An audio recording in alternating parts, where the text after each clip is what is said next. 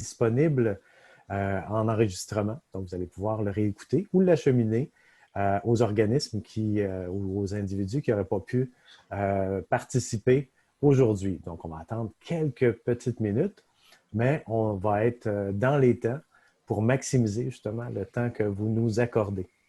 Alors, cette session pour le deuxième cycle de financement vous est présenté conjointement avec Fondation communautaire du Canada, United Way Centraide et la Croix-Rouge canadienne. This webinar is for French people. For Anglophones, is a session in English just conclude. A video recording will be available online soon, really soon. So you know why it's not in English now. Donc, écoutez, je vous souhaite la bienvenue officiellement. Merci beaucoup. Je suis donc Claude Lestage et je vais être votre animateur pour la session aujourd'hui. Merci de vous joindre à nous pour cette séance d'information sur le deuxième cycle de financement du Fonds d'urgence pour l'appui communautaire, communément appelé le FUAC. Avant de débuter, simplement vous mentionner, comme je l'ai dit précédemment, la session d'aujourd'hui va être d'une durée d'environ 1 heure. Pour un visionnement optimal, nous vous recommandons de fermer toutes les applications et navigateurs. Nous fournissons également une interprétation en langue des signes du Québec. Si vous souhaitez accéder à ce service, pour une meilleure visualisation, nous vous recommandons d'épingler la vidéo de notre interprète LSQ, Evian Boulanger-Brière, en haut de votre écran. Donc, pour ce faire, vous n'avez qu'à amener votre souris sur l'image de l'interprète en vidéo, ici parmi les panélistes. Cliquez sur les 3 petits points en haut à droite sur son image et ensuite sur Pin pour l'épingler et ainsi garder la vidéo de l'interprète au premier plan à côté de la présentation. Alors, for Anglophones, a session in English just conclude. A video recording will be available online. Alors, la présentation d'aujourd'hui est bel et bien enregistrée. Vous pourrez la consulter en ligne plus tard aujourd'hui sur les sites web respectifs de Fondation communautaire du Canada, de Centraide et de la Croix-Rouge. Alors, voici l'ordre du jour pour aujourd'hui. Ce qu'on vous propose, il me fait vraiment plaisir d'être accompagné de représentants des 3 organisations qui travaillent avec le gouvernement fédéral pour acheminer le financement du FUAC vers la communauté.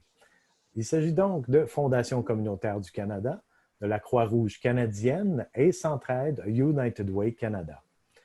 Nous commencerons par un aperçu du FUAC dans le cadre de ce deuxième cycle de financement, les objectifs, les critères du fonds et ce que chaque intermédiaire soutient à haut niveau. Par la suite, un ou une représentante de chaque organisme intermédiaire prendra la parole en environ une dizaine de minutes pour expliquer la façon dont le fonds est administré par le biais de leur organisation, avec les détails sur la façon qu'un organisme de bienfaisance ou une OBNL peut déposer une demande. Par la suite, nous disposerons d'environ une quinzaine de minutes pour une période de questions, questions-réponses à la fin donc de la présentation. C'est certain qu'on ne pourra pas répondre à l'ensemble des questions, mais nous essaierons de répondre à la plupart et passer aussi par le chat pour poser vos questions. Nous invitons à poser vos questions donc au fur et à mesure. Avant donc de commencer, permettez-moi de vous présenter les orateurs et oratrices et les panélistes d'aujourd'hui. Alors, Madame Sarah Lyons, vice-présidente à la Fondation communautaire du Canada, Madame Geneviève Vallerand, directrice des communications à Fondation communautaire du Canada, Monsieur Jacques Bérubé, directeur national normes d'adhésion et mobilisation des membres pour Centraide United Way Canada, et finalement, Madame Lise Michaud, conseillère en communication, programme de subvention d'urgence aux OSBL, Croix-Rouge canadienne. Sans plus tarder, je laisse donc la parole à Mme Sarah Lyons. Sarah? Merci beaucoup, Claude. C'est un très grand plaisir d'être ici avec vous et je vais commencer de parler un peu du pourquoi du FUAC. Dans notre expérience des 6 derniers mois, nous a montré que le COVID-19 n'a pas un impact égal sur tous les Canadiens. Ce sont plutôt ceux qui luttent déjà et qui sont en marge qui sont les plus touchés par cette crise sanitaire. Grâce au Fonds d'urgence pour l'appui communautaire de 350 millions de dollars du gouvernement du Canada, lancé pour la première fois en mai dernier, la Croix-Rouge canadienne, Fondation communautaire du Canada et Centraide Canada ont été fiers de jouer un rôle dans le soutien de 7000 projets communautaires aidant ceux qui en ont le plus besoin. Maintenant, alors que les Canadiens se préparent ou étant à Montréal ici, je dirais, sont déjà dans une deuxième vague, nous renouvelons notre soutien. À compter d'hier, le 5 octobre, le dernier versement du fonds a été débloqué par le gouvernement fédéral afin que nous puissions continuer d'apporter notre soutien aux organismes de bienfaisance et à but non lucratif comme le vôtre, qui servent les communautés en situation de vulnérabilité. Il s'agit du deuxième et dernier cycle du financement du FUAC. La période de dépôt de demande est désormais ouverte auprès des 3 intermédiaires et le seront jusqu'au 30 octobre 2020. Si vous connaissez déjà le FUAC pendant le premier cycle, sachez que les critères de sélection restent sensiblement les mêmes. Les projets doivent répondre à un besoin pressant, venir en aide à un ou plusieurs groupes en situation de vulnérabilité accrue en raison de la pandémie, être effectué dans un délai et un budget raisonnable et, finalement, ne pas recevoir de financement pour le même projet d'une autre source de financement intermédiaire ou fédéral. Il est important de noter que les candidats qui ont présenté une demande et qui ont reçu un financement dans le cadre du premier cycle du FUAC peuvent présenter une nouvelle demande à condition que ce ne soit pas pour les mêmes coûts de projet. Les organismes ayant déposé une demande mais qui n'ont pas obtenu de financement peuvent resoumettre leur demande dans le cadre de ce deuxième cycle. Mes collègues en parleront plus en détail au courant des présentations qui suivent. Fondation communautaire du Canada, Centraide United Way et la Croix-Rouge canadienne sont encore une fois les 3 intermédiaires qui s'associent avec le gouvernement du Canada pour acheminer le financement du FUAC vers les organismes communautaires. Donc, avec tous ces organismes qui participent, où faut-il déposer une demande? Voici une infographie qui pourra vous aider dans votre démarche. Encore une fois, pour celles et ceux d'entre vous qui connaissent déjà le FUAC basé sur le premier cycle, vous devez déposer une demande où vous devez déposer une demande dépend du type d'organisme pour lequel vous travaillez. Les organismes de bienfaisance enregistrés, autrement dit les donateurs, peuvent présenter une demande à Centraide ou à Fondation communautaire du Canada. Les organismes à but non lucratif, mais non enregistrés, peuvent présenter une demande à la Croix-Rouge canadienne. Vous pouvez consulter cette infographie à votre guise via le lien disponible dans le chat. Les représentants des 3 intermédiaires pourront également vous éclairer sur cette situation dans les présentations qui suivent. Avec ça, je vais maintenant passer la parole à Claude. Merci beaucoup, Sarah, pour cette mise en place, effectivement. Je vais maintenant céder la parole à Mme Geneviève Vallerand pour nous parler des spécificités du programme quant à Fondation communautaire du Canada. Geneviève? Merci Claude, bonjour tout le monde. Très heureuse d'être ici avec vous. Merci de prendre le temps dans une période qu'on sait qui est très occupée et difficile pour les gens qui travaillent sur le terrain. Donc, mon nom est Geneviève, je travaille pour FCC parmi mes collègues qui travaillons sur le fonds d'urgence. Si vous ne connaissez pas les Fondations communautaires du Canada, je vous en parle un petit peu. On est un réseau pan-canadien de 191 fondations à travers le pays. On est représenté dans plus de 90% des collectivités à travers le pays. C'est des fondations publiques. Donc, en plus d'offrir des subventions, en plus d'exercer un leadership local, il y a toutes sortes d'activités, des fonds d'investissement que les fondations entreprennent pour appuyer des initiatives et des organismes communautaires. Le FUAC, on y participe depuis le premier cycle et puis on est vraiment ravis de prendre part aux côtés de la Croix-Rouge et de Centraide Canada au deuxième cycle maintenant. Les donateurs reconnus, c'est-à-dire les organismes de bienfaisance, ce sont les organismes que nous finançons, tout comme dans le premier cycle, jusqu'à la fin octobre. On travaille vraiment en étroite collaboration avec toutes les fondations que vous voyez à l'écran ici. On en a plus de 170 qui prennent part au FUAC. Et la raison et puis le bénéfice de cette collaboration nationale et locale, c'est que les prises de décision sont vraiment effectuées au plan local. Donc, on a un portail central où vous déposez vos demandes, mais elles sont réacheminées vers une fondation locale qui connaît le contexte, le milieu, souvent vous connaissez vous, et est bien placée en fait pour prendre les décisions via un comité d'évaluation. Donc, c'est un petit peu notre approche pour le FUAC et d'autres programmes sur le plan national. Je vous donne tout de suite un petit lien vers notre site web. Donc, vous l'avez à l'écran ici, fondationcommunautaire.ca au pluriel. Et puis, on peut passer à la prochaine diapo. Donc, Sarah l'a mentionné un petit peu au début. Le FUAC déployé par Fondation communautaire du Canada aide les donateurs reconnus. Donc, c'est vraiment la tranche, si vous voulez, d'organismes que nous soutenons via le FUAC.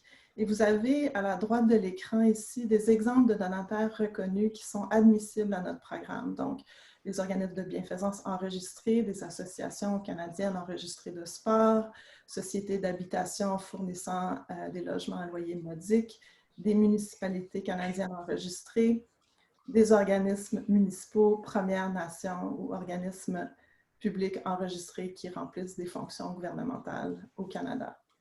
Si jamais vous avez une question par rapport à votre statut, vous avez un lien et on vous fournira la présentation avec tous les liens que vous voyez ici sous peu, après la présentation d'aujourd'hui.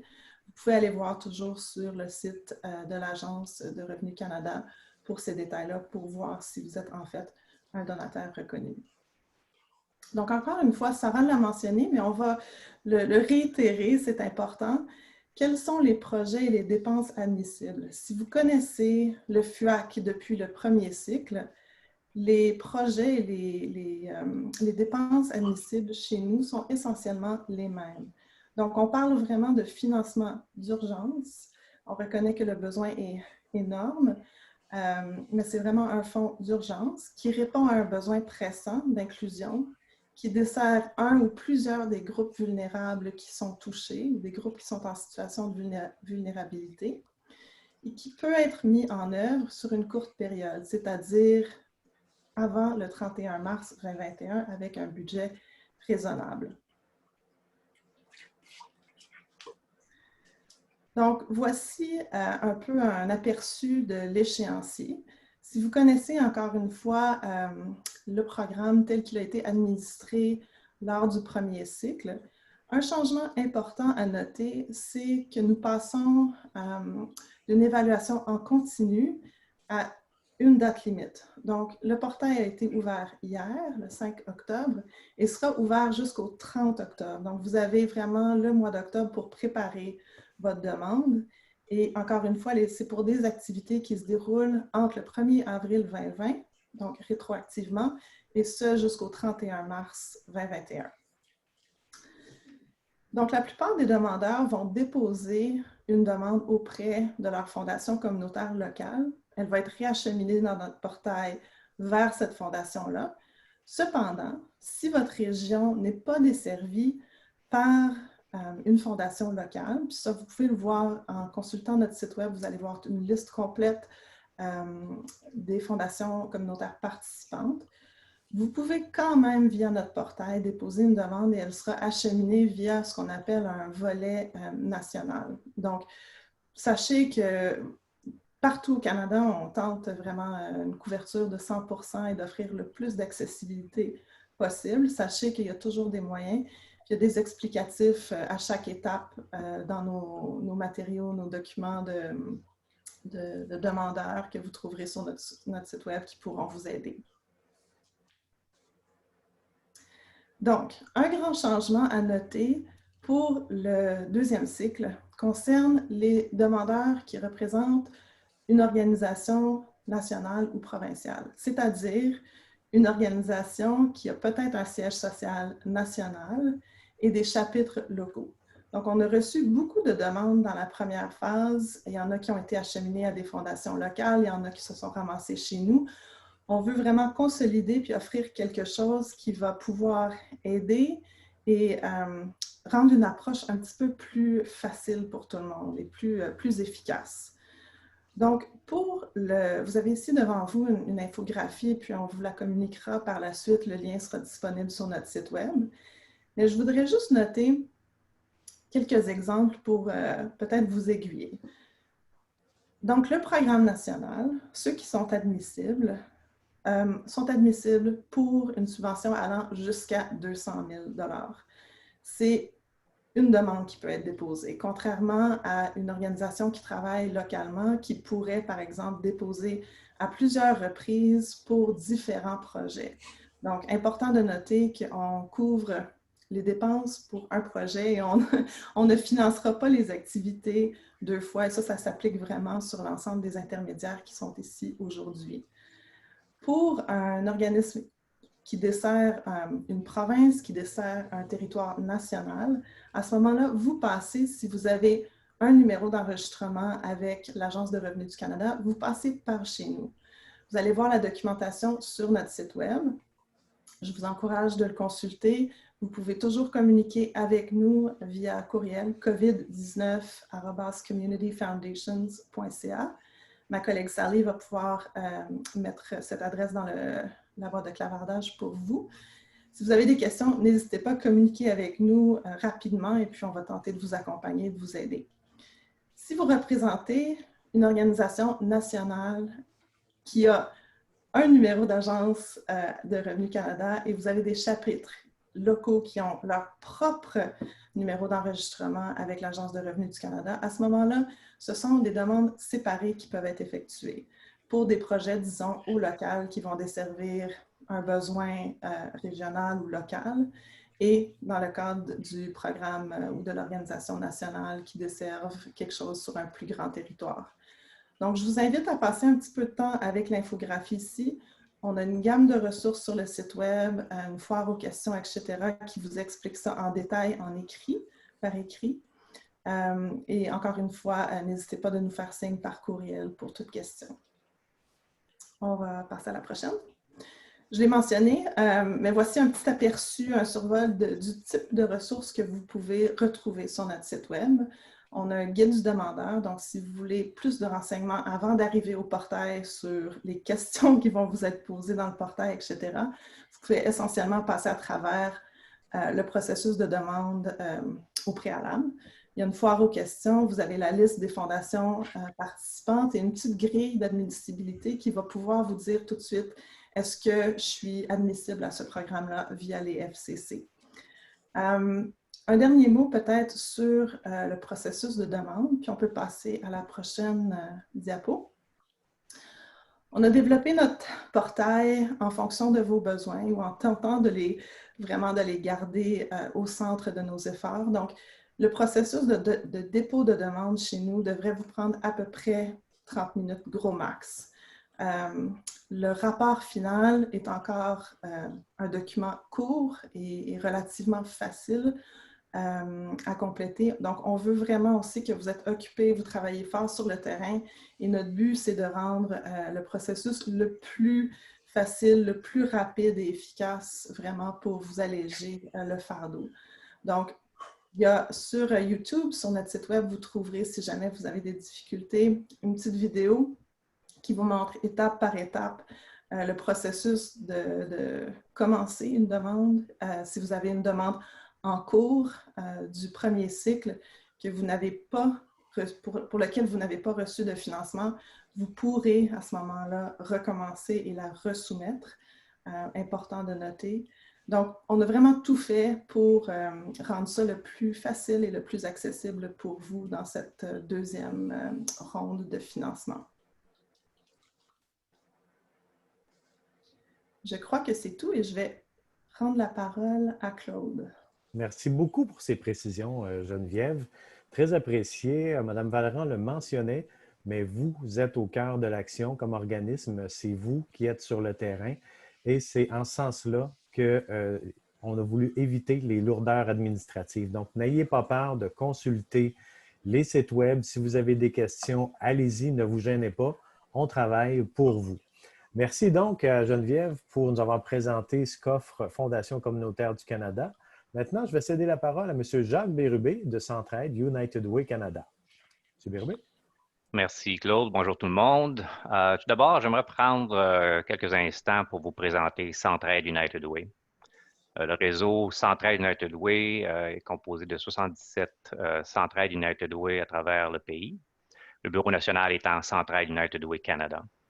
Chaque Centraide United Way est un organisme de bienfaisance enregistré et dirigé par un conseil d'administration bénévole. Ensemble, notre réseau de membres sert plus de 5000 communautés à travers le pays et représente le plus grand bailleur de fonds des services sociaux communautaires au Canada après les gouvernements.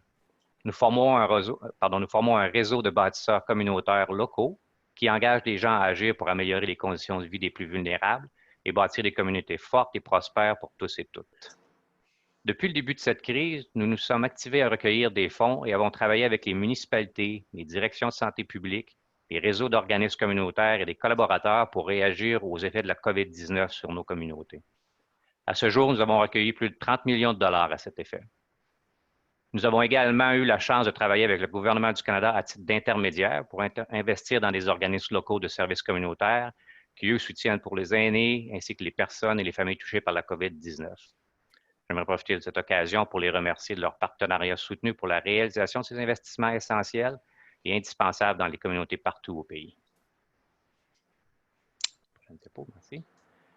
Donc, la majorité de la portion du Fonds d'urgence pour l'appui communautaire, le FUAC, remise à Centraide United Way Canada, a été distribuée à l'échelle locale par l'entremise de notre réseau de Centraide et d'United Way. Ces fonds ont eu pour but de soutenir les organismes de services communautaires qui fournissent des services de soutien aux populations vulnérables touchées par la COVID-19. Pour le premier cycle du fonds, notre réseau de Centraide et United Way a distribué 101,3 millions de dollars en financement à 3 590 organismes.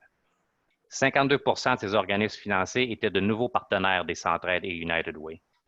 Et plus de 41 de notre financement a été attribué à des régions rurales et éloignées du Canada. Nous suivrons le même processus pour le deuxième cycle du fonds avec un processus de demande locale ouvert aux organismes communautaires qui souhaitent faire une demande. Dans bien des communautés, les Centraide et les United Way continueront de travailler avec les tables de planification communautaire locale sur la COVID-19 pour identifier les besoins. Cependant, il y a deux exceptions concernant le processus de demande ouvert. Centraide du Grand Montréal et United Way Northwest Territories. Ceux-ci ne tiendront pas de processus ouvert. Ces deux organismes viennent récemment de clore leur processus et ils ont reçu un nombre très élevé de demandes. Ils attribueront les fonds du deuxième cycle aux demandes d'organismes qu'ils ont déjà reçues et qu'ils n'ont pas pu financer lors du premier cycle. Donc, veuillez diriger les demandes vers les fondations communautaires et la Croix-Rouge canadienne, selon le cas, dans ces communautés. De plus, le cadre du fonds d'urgence, je suis heureux de souligner que nous avons travaillé en vue d'élargir l'accès au service 211 à l'ensemble des provinces et territoires et que d'ici la mi-novembre, les gens partout au Canada auront accès au service 211 dans leur communauté. Le 211 est un service communautaire essentiel qui fournit de l'information et des références par téléphone, par clavardage et par des recherches sur le web, afin que les personnes et les familles n'aient qu'un seul endroit à joindre pour connaître les ressources d'aide offertes dans leur communauté. Nous sommes très heureux de cet élargissement prévu jusqu'à la fin mars 2021. Nous avons également pu soutenir l'augmentation de la capacité d'intervention des fournisseurs de ce service 211 pour que l'information soit à jour et que les gens qui consultent le 211 obtiennent des services rapidement.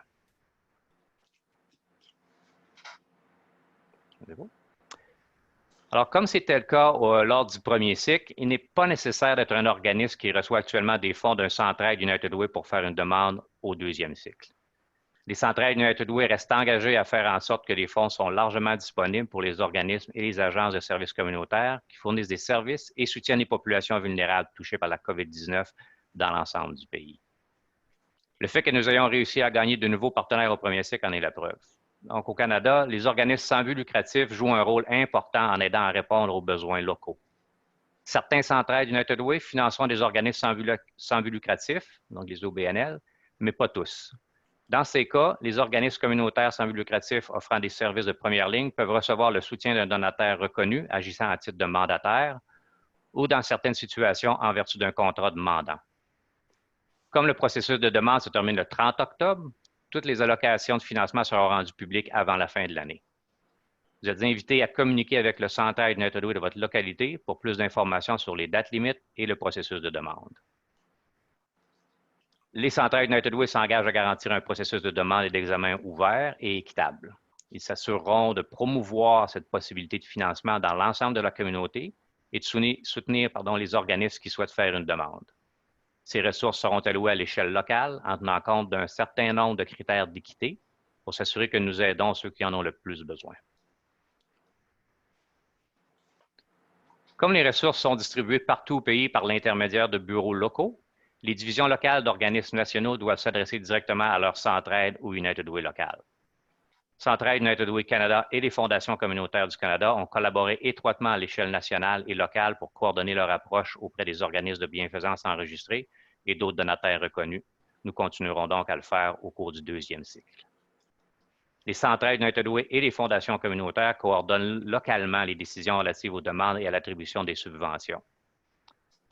Pour trouver le Centraide United Way auquel adresser une demande de financement dans votre communauté, consultez notre site web que vous trouverez au www.centraide.ca/FUAC. Vous pouvez faire une recherche par code postal ou par province et cliquez pour ouvrir le site web du Centraide United Way où vous trouverez leur page de demande. Ça conclut ma présentation. De retour à Claude. Merci beaucoup, M. Bérubé, pour ces précisions. Je prends quelques minutes pour remercier grandement mes collègues Sally Hoff et Jacqueline Reed pour l'excellent travail. Plusieurs personnes, on le sait, on est au-delà de 400 à écouter ce webinaire et c'est Sally qui s'occupe du chat et c'est Jacqueline qui s'occupe de la transmission, si on veut, du webinaire. Donc, merci à vous deux. Merci également à M. Boulanger-Brière qui fait un travail incroyable au niveau de la traduction du langage des signes du Québec. Maintenant, on a entendu parler de Fondation communautaire du Canada. On sait maintenant que Centraide, quels sont les programmes. On va aller voir du côté de la Croix-Rouge canadienne. Alors, Mme Michaud, Mme Lise Michaud, je vous laisse la parole. Merci Claude. Bonjour tout le monde. Je suis Lise Michaud. Je travaille avec les deux équipes des deux programmes que la Croix-Rouge propose dans le cadre de l'aide d'urgence aux organismes communautaires en réponse à la COVID-19. Merci d'être là malgré cette période très occupée, mais merci surtout pour tout le travail que vous faites pour soutenir vos communautés. Dans le contexte de la COVID-19, la Croix-Rouge a été très engagée dans le soutien aux Canadiens. Nous avons offert du soutien aux voyageurs retournant au Canada depuis février. Nous avons fourni des travailleurs au centre de soins de longue durée au Québec. Nous avons mis en place une ligne téléphonique de soutien pour les dirigeants autochtones dans tout le pays. Alors, nous sommes donc dans une bonne position pour comprendre les besoins des organismes communautaires et pour travailler avec vous pour appuyer votre personnel de terrain alors que vous poursuivez votre travail. Ce soutien est donc offert en deux volets. Le programme de subvention aux organismes sans but lucratif qui s'adresse uniquement aux OSBL. Il s'agit de subventions pour les aider à poursuivre, pour vous aider à poursuivre votre travail essentiel auprès des groupes vulnérables. Le deuxième programme est le programme d'équipement de protection individuelle et de formation sur la prévention de la transmission des maladies. Nous avons donc deux programmes, mais c'est important de comprendre à quel programme votre organisme peut présenter une demande.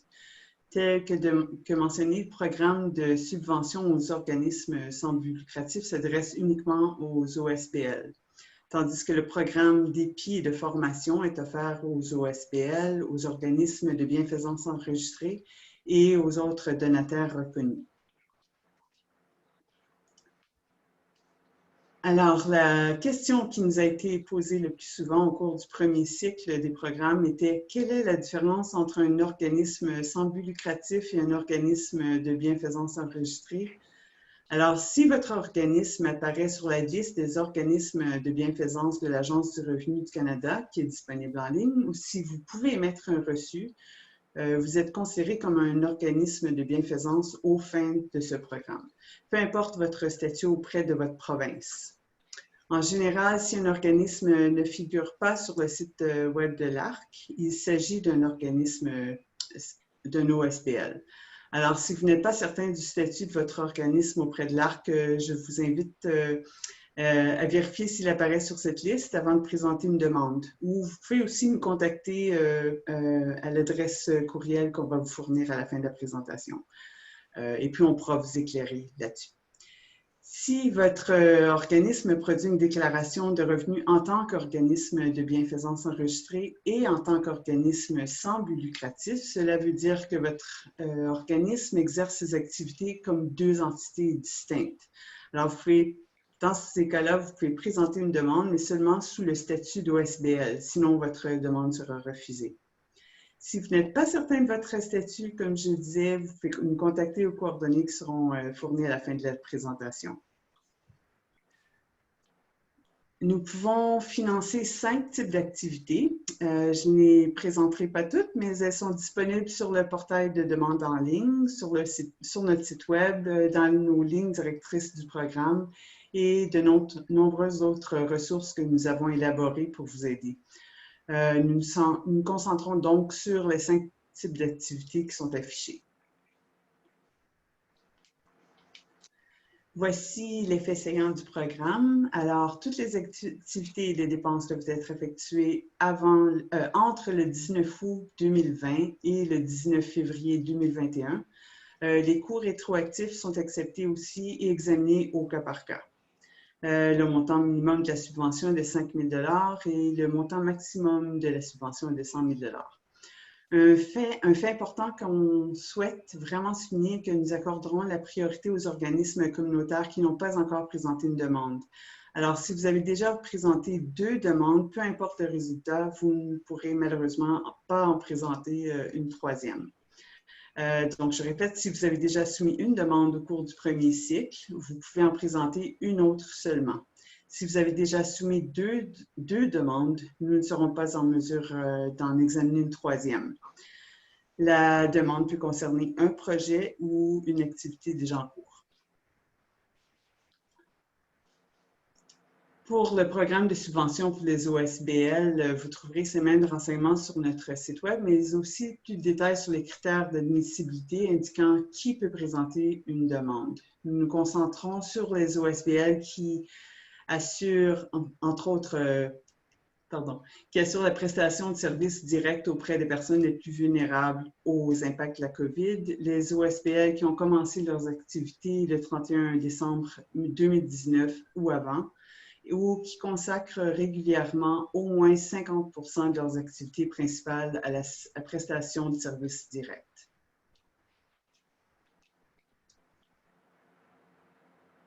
Alors, voici un aperçu du processus de demande et des échéances. Nous utilisons un portail national. Alors, même si nous avons des bureaux partout au Canada, nous acceptons les demandes de façon centralisée.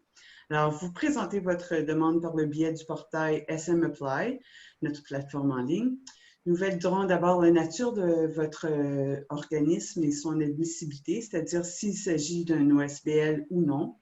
Ensuite, nous examinerons les candidatures. Nous effectuerons une sélection en novembre et en décembre.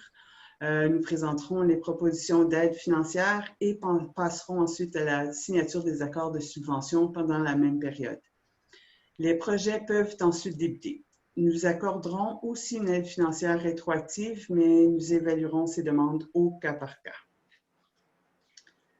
Pour ce deuxième cycle, les subventions seront accordées après le 30 novembre. Alors, le programme d'équipement de protection individuelle et de formation sur la prévention de la transmission des maladies vous fournira une trousse d'épis en 2 morceaux qui comprend 2 paires de gants et un masque jetable non médical. Chaque organisme admissible peut recevoir suffisamment de trousses d'épis pour équiper son personnel pendant 60 jours. Alors, juste pour éclairer un peu, il s'agit bien de l'équipement et non d'une subvention pour acheter de l'équipement. Alors, la formation proposée est une formation autonome en ligne d'une durée de 40 minutes. Vous pourrez y accéder en tout temps pour une remise à niveau jusqu'au 31 mars 2021. Le contenu du cours comprend entre autres des renseignements sur comment prévenir les infections et empêcher les agents pathogènes de pénétrer dans le corps, les différents modes de transmission des maladies et le rôle de l'immunisation, les bonnes techniques de lavage des mains, comment utiliser correctement l'EPI et comment jeter l'EPI en toute sécurité. Alors, comme mentionné plus tôt, le deuxième programme ou le deuxième volet est différent car en plus d'accepter les OSBL, les organismes de bienfaisance et les donataires reconnus sont également admissibles. Alors, les autres critères d'admissibilité sont pour le reste très semblables.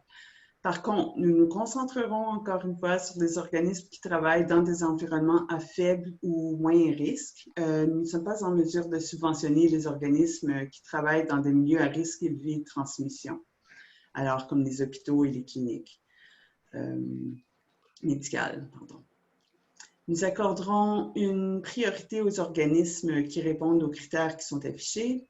Ce ne sont pas des critères d'admissibilité absolus, mais ils seront pris en compte dans notre processus de sélection. Alors, la priorité sera donnée, entre autres, aux organismes qui offrent des services ou un soutien essentiel direct, aux organismes qui offrent des services directs en soutien aux populations vulnérables.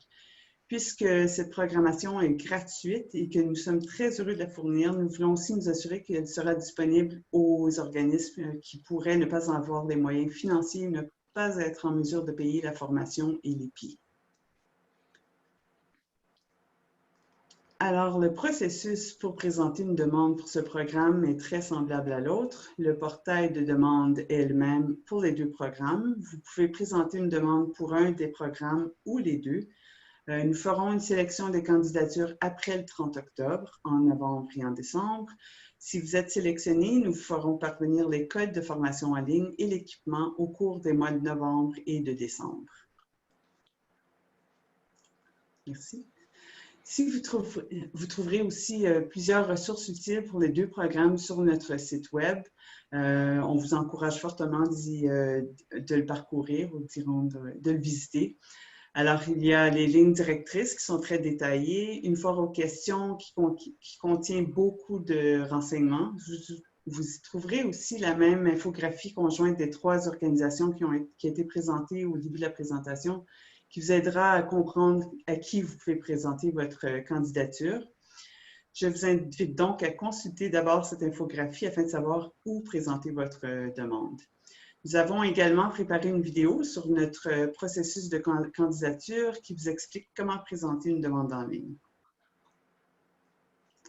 Alors, pour faire un survol rapide, vous visitez notre site web. Ensuite, vous cliquez sur le bouton rouge « Faites une demande sans plus tarder ». Il y a un bouton pour chacun des 2 programmes, mais cela vous amènera au même endroit.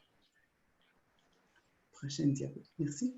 Voilà, alors voici notre portail où vous pouvez vous inscrire si vous ne l'avez pas déjà fait. Si vous l'avez déjà fait au cours du premier cycle, vous ne serez pas obligé de le refaire. Vous n'avez qu'à entrer votre nom d'utilisateur et votre mot de passe. Vous pouvez aussi choisir entre le site en français et en anglais. Le site est entièrement bilingue. Il est également entièrement accessible aux personnes handicapées. Alors, voici la page d'accueil du portail. Vous pouvez cliquer sur un ou l'autre des 2 programmes. Si vous êtes un OSBL et que vous souhaitez présenter une demande aux 2 programmes, vous n'avez qu'à inscrire les renseignements au sujet de votre organisme et ils seront automatiquement transférés à l'autre programme. Vous n'aurez donc pas à le faire 2 fois. Merci. Alors, si vous avez besoin d'aide supplémentaire ou si vous avez des questions, vous pouvez nous contacter aux coordonnées qui sont affichées. Pour les questions plus générales, on vous invite à nous appeler ou nous joindre par téléphone à partir de n'importe où au pays, entre 8h30 et 19h, heure normale de l'Est, du lundi au vendredi. Pour des questions plus précises au sujet de l'admissibilité de votre organisme ou de votre projet, je vous invite à nous écrire à soutien communautaire covid19@croixrouge.ca. Donc voilà, j'espère que ces renseignements sont utiles. Merci beaucoup et bonne chance. Je cède la parole à Claude. Merci beaucoup, Madame Michaud. Très belle présentation, très pertinent, bien entendu. Nous sommes maintenant rendus à 15h11. C'est la période de questions et je crois qu'il y en a une ou deux questions. Donc, on va faire notre possible pour bien répondre aux questions. On ne pourra pas répondre à toutes les questions, bien entendu, mais vous avez entendu le message aujourd'hui. N'ayez pas peur de prendre des renseignements aux fondations communautaires locales ou bien à la Fondation communautaire du Canada. Les Centraides, c'est la même chose. Croix-Rouge canadienne, tous, on est là et les personnes présentes sont là pour vous aider et faciliter la tâche. Maintenant, je vais y aller avec les questions qui sont venues le plus souvent. Merci encore une fois à Sally. Et je vais demander aux intervenants, soit Geneviève, M. Bérubé, Mme Michaud, d'être en stand-by si on veut, pour donner la bonne information. Alors, est-ce que les groupes ayant reçu un financement en phase 1 peuvent présenter une demande pour le même projet, pour les mêmes dépenses supplémentaires encourues en phase 2? Alors, je vais y aller tout d'abord avec Fondation communautaire du Canada, avec Geneviève Valran, et par la suite, j'aimerais entendre M. Bérubé. Geneviève? Oui, donc la réponse, c'est oui. Pourvu que ce ne sont pas des dépenses, les mêmes dépenses. Donc, si c'est une extension du projet qui a eu lieu et qui a été financé dans le premier cycle, c'est tout à fait admissible au FUAC via FCC dans le deuxième cycle. Merci Geneviève. Réponse concise, c'est ce qu'on souhaite. Donc, pour Fondation communautaire du Canada, les organismes à but non lucratifs qui ont participé au premier cycle ont-ils le droit de soumettre encore une demande? Ça, on va y revenir avec Croix-Rouge, avec Mme Michaud. Monsieur Bérubé, à la première question, est-ce que les groupes qui ont reçu un financement en phase 1 peuvent présenter des demandes pour le même projet? Même réponse que la Fondation communautaire pour le même projet. Par contre, ça ne peut pas être pour les mêmes dépenses. Ça doit être des dépenses nouvelles engagées dans un projet du même type. Mais on ne peut pas financer les mêmes dépenses deux fois. Excellent. Parfait. Donc, c'est par projet et non pas par organisme. Le même organisme pourrait présenter plusieurs projets, si on veut. C'est ce que je comprends. Madame Michaud. Merci. Madame Michaud? Alors, la réponse simple est oui, pourvu que ce ne soit pas une troisième demande. Alors, si c'est une deuxième demande, oui, on peut l'accepter. L'accord de subvention ne sera pas tout à fait le même, par exemple. Vous pouvez avoir plus de renseignements en nous contactant à l'adresse courriel. Parfait. Merci beaucoup, Madame Michaud. Une question ici qui est revenue souvent. Si on reçoit la subvention salariale, est-ce qu'on est éligible? C'est deux programmes totalement différents. Il y en a un qui c'est pour aider la communauté. Donc, le FUAC, c'est pour aider la communauté, les organismes. Et l'autre, c'est pour subvenir aux besoins, si on veut, salariales. C'est complètement deux choses différentes. Donc, si on reçoit la subvention salariale, est-ce qu'on est éligible? Corrigez-moi si je me trompe, mes amis les panélistes, mais oui, effectivement, on est éligible.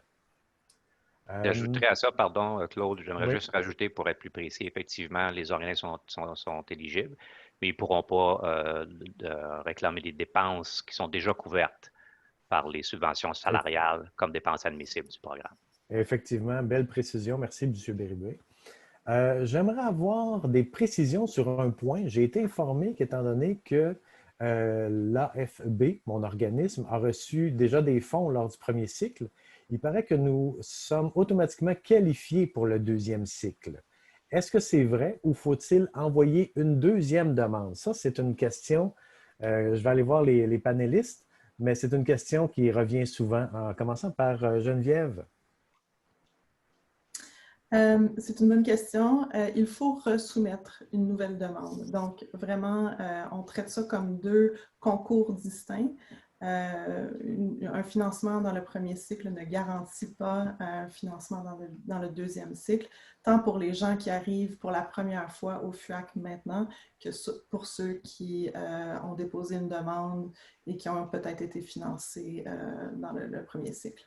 Excellent. Merci Geneviève pour la réponse. De votre côté, M. Bérubé, Centraide? Même réponse également. Ils peuvent réappliquer. Il faut réappliquer une deuxième fois, mais s'ils ont été admis une première fois, ce n'est pas nécessairement acquis qu'ils vont être acceptés. Ça va dépendre du processus de décision pour la deuxième vague. Excellent. Merci beaucoup. Et Mme Michaud, de votre côté, pour la Croix-Rouge canadienne? Oui, alors ils doivent présenter une nouvelle demande tant et aussi longtemps qu'il s'agit bien d'une deuxième demande et non d'une troisième. Le système de demande en ligne est le même, mais il y a un nouveau programme pour le deuxième cycle. Excellent, merci beaucoup. On va poursuivre avec quelques questions. Est-il possible, et ça effectivement c'est arrivé souvent lors de la première ronde, si on veut, de subvention, est-il possible d'adresser simultanément des demandes différentes à une fondation communautaire et à Centraide pour cette deuxième vague? Alors, je précise, avec le même projet. Alors, toujours dans le même ordre, Geneviève? Donc, vous pouvez le faire, mais sachez qu'il y a quand même une étroite collaboration entre Centraide et Fondation communautaire du Canada.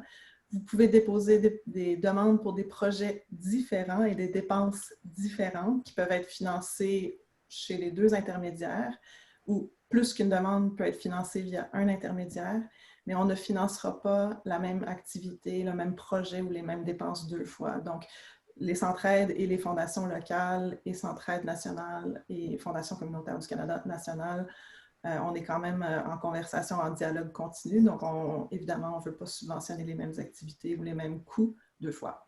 Excellent. Merci Geneviève. Monsieur Bérubé, pardon. J'imagine que vous abondez en ce sens-là. Alors, on va maximiser le temps. Rien à rajouter, même réponse. Elle fait bien ça, hein? Geneviève, sérieusement, là, oui, effectivement. Excellent. Alors, est-ce que les projets peuvent être faits en partenariat avec un autre organisme qui n'est pas éligible, par exemple, avec un hôpital? Alors, je vais y aller avec Mme Michaud pour la Croix-Rouge canadienne. Alors, bonne question.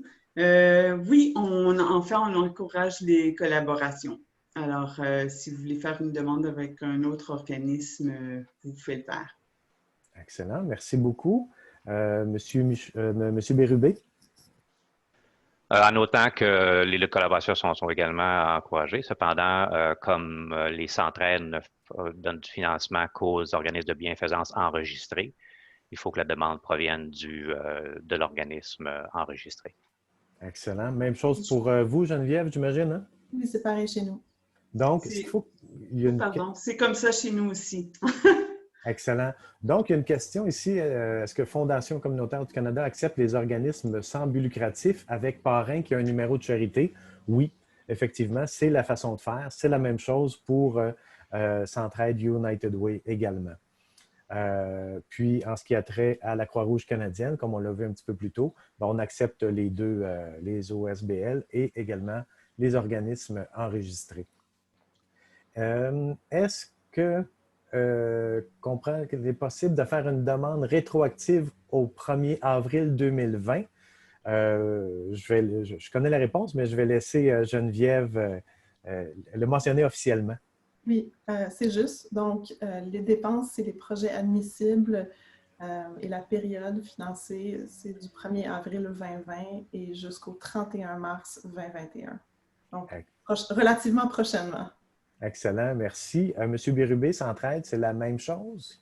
Non, dans le réseau Centraide, c'est différent. Donc, on n'a pas antidaté les demandes. Donc, c'est pour les projets qui vont s'échelonner d'octobre à mars 2021. Parfait, excellent, merci. Alors, il y a vraiment une différence ici, là, portez attention à ce qu'on vient de mentionner. Et en ce qui a trait à la Croix-Rouge canadienne? Oui, encore une fois, on examine les demandes au cas par cas, mais si c'est accepté, c'est à partir du 19 août. OK, excellent. Merci beaucoup.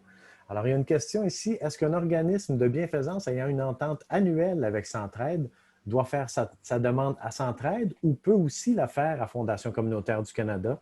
Il n'y a aucun lien, encore une fois, ici. Donc, à partir de ce moment-là, la demande peut être faite à Centraide ou à Fondation communautaire du Canada. Il n'y a pas de cause à effet, si on veut, à ce moment-là. Geneviève, M. Bérubé, vous me corrigez si je me trompe.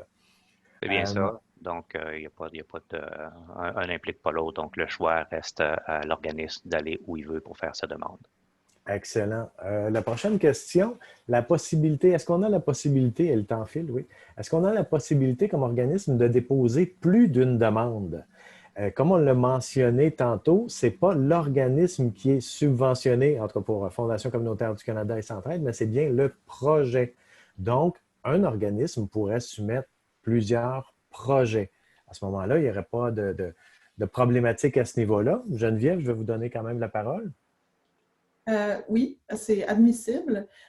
Cependant, je dirais que les évaluations vont être très compétitives. On a vu une très forte demande lors du premier cycle. Donc, je pense qu'il faut être aussi réaliste dans nos attentes par rapport à ces résultats-là. On a soutenu, je pense, collectivement plus de 7000 projets là, dans les derniers mois, là, depuis mai jusqu'au mois d'août. Donc, la demande est très, très forte. Je rajouterais, Claude, juste rapidement, parce que j'ai vu ça dans le chat. Donc, les demandes sont toutes acheminées avant le 30 octobre. Ce n'est pas une évaluation en continu. Et notre période d'évaluation va se dérouler en novembre. Donc, les demandeurs devront recevoir les nouvelles et un paiement probablement avant le 15 décembre. Excellent, merci de la précision. Monsieur Bérubé, de votre côté? Même réponse pour ce qui est là, des projets puis tout ça. Effectivement, un organisme peut appliquer pour plus d'un projet. Les mêmes remarques s'appliquent ici compte tenu là, du niveau de demande qu'on s'attend à recevoir.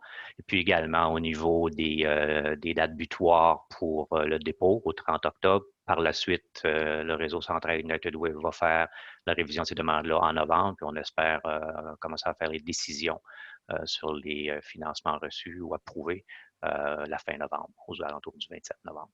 Excellent. Merci beaucoup pour les précisions. En ce qui concerne la Croix-Rouge canadienne, si j'ai bien saisi, corrigez-moi si je me trompe, Mme Michaud, c'est 2 demandes maximum, soit 2 demandes dans la deuxième vague ou une demande dans la première, une deuxième dans la... Peu importe, le total, c'est 2 demandes maximum. C'est bien ça? Oui, parce qu'il y a eu une forte demande aussi, alors on veut pouvoir donner la chance à d'autres organismes qui n'auraient pas pu faire une demande ou recevoir des subventions lors du premier cycle. Alors, on va vraiment essayer de donner la priorité aux organismes qui n'ont rien reçu à date, alors, ou qui ont seulement présenté une demande. Excellent. Parfait. Merci des précisions, encore une fois. Une question qui risque de rejoindre quand même plusieurs organismes. Est-ce qu'un organisme qui n'a jamais reçu un financement peut présenter une demande, même s'ils n'ont aucun état financier encore? Alors, je lance la question, Geneviève. Nos critères sont vraiment d'avoir le statut d'organisme de bienfaisance enregistré, donc être donateur reconnu.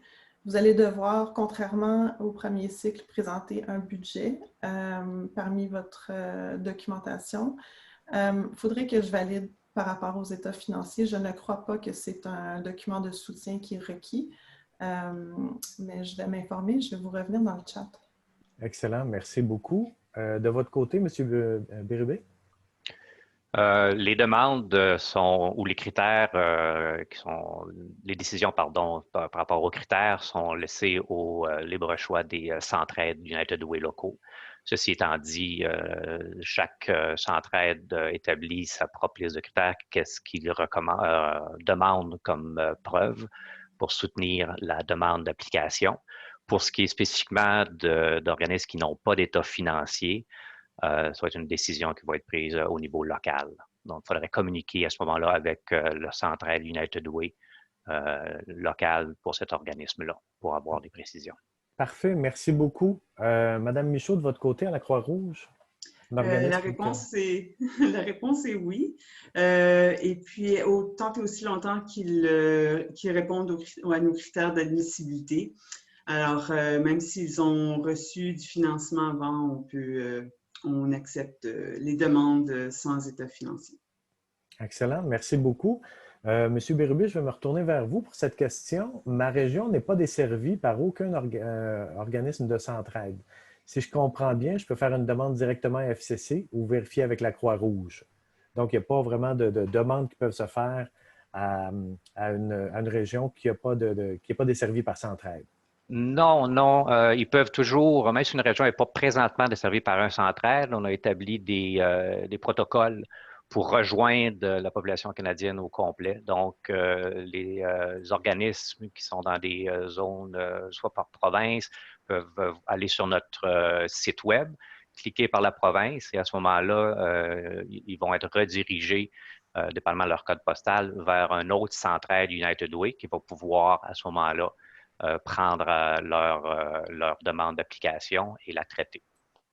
Excellent, merci beaucoup. On va y aller avec une dernière question. Le temps file et par respect justement pour votre temps qui est si précieux. Écoute, il nous reste tellement de questions auxquelles on pourrait répondre. OK, je vais y aller ici. Si je comprends bien, mon organisme a été refusé au premier cycle avec Centraide du Grand Montréal. Dois-je les contacter pour savoir s'ils me financeront pour la deuxième cycle ou dois-je tout de suite déposer une demande à la Fondation communautaire du Canada? Alors, encore une fois, M. Bérubé, je me retourne vers vous.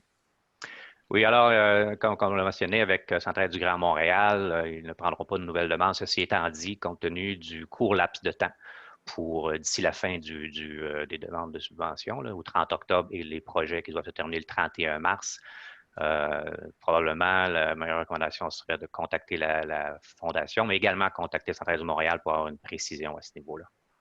Excellent. Parfait. Merci beaucoup. Est-ce que c'est premier arrivé, premier servi cette fois-ci? Non, comme on l'a expliqué, Centraide et Fondation communautaire du Canada, il y a un processus similaire de validation. Donc, acceptation des demandes jusqu'au 30 octobre et par la suite, validation. Donc, ce n'est pas premier arrivé, premier servi. Donc, écoutez, c'est vraisemblablement la fin de la période de questions. Je vous remercie beaucoup. On aurait pu continuer encore une heure, sincèrement. Merci beaucoup pour la qualité des questions que vous nous avez posées. N'hésitez pas, contactez vos fondations communautaires locales, Fondation communautaire du Canada, United Way, Centraide, vos centraides locaux et bien entendu la Croix-Rouge canadienne. Si vous avez d'autres questions, les sites Internet sont vraiment à votre disposition également. En terminant, vous allez avoir un petit sondage qui va être, merci beaucoup Jacqueline, qui est tellement efficace que ça fait peur. Donc, à partir de ce moment-là, si vous pourriez avoir l'obligeance de répondre à ce petit sondage pour nous donner une rétroaction qui serait très appréciée afin de nous guider pour les prochains webinaires. Donc, prendre quelques minutes, ça serait très utile et très apprécié pour nous. Alors, encore une fois, je tiens à remercier Mme Geneviève Vallerand, Mme Sarah Lyons de Fondation communautaire du Canada, M. Jacques Bérubé de Centraide United Way Canada et Mme Lise Michaud de la Croix-Rouge canadienne, Sally et Jacqueline et bien entendu M. Évian Boulanger-Brière pour leur travail et avoir permis ce webinaire qui est enregistré et que vous allez pouvoir retrouver incessamment. Alors, encore une fois, un gros merci à vous et on vous libère, tel que promis, à 15h30. Merci et bon succès. Merci tout le monde pour cette occasion de partager cette information-là et bonne chance dans vos projets.